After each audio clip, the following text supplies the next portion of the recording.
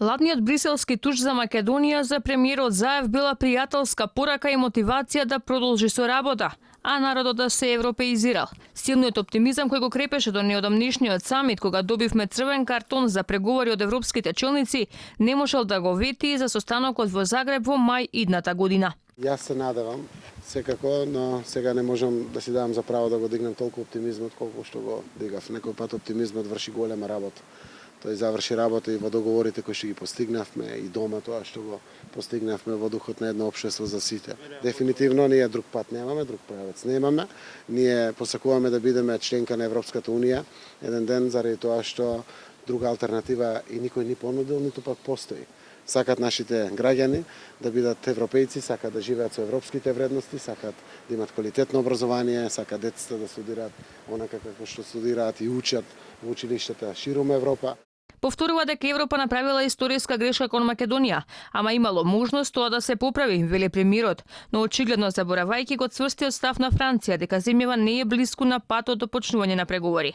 Дека власта гајала лажни надежи потврди и францускиот амбасадор во земјава Кристијан Тимоние, кој од Скопје порача дека нереални биле ветувањата дека ќе има награда за преспанскиот договор, за кој пак Заев ги положи сите надежи. Сепак лидерите јасно кажале дека договорот е еден, но не и клучен услов за добивање датум.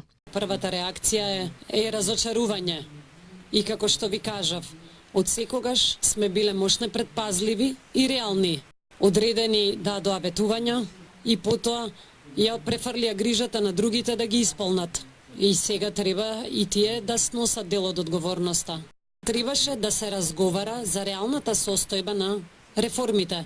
Тоа беше на маса, потоа мистериозно во текот на целото лето се подигнаа очекувањата дека на некој начин одлуката ќе биде компензација за преспанскиот договор.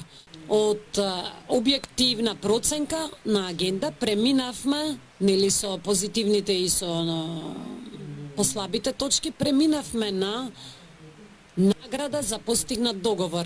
Дека успешната европска приказна за Македонија е далечна или нереална, потврди информацијата која ја споделија со сините медиуми, дека Макрон нуди партнерство во замена за членство во Унијата. За Заев пак тоа не постоело. Европската Унија била единствената алтернатива.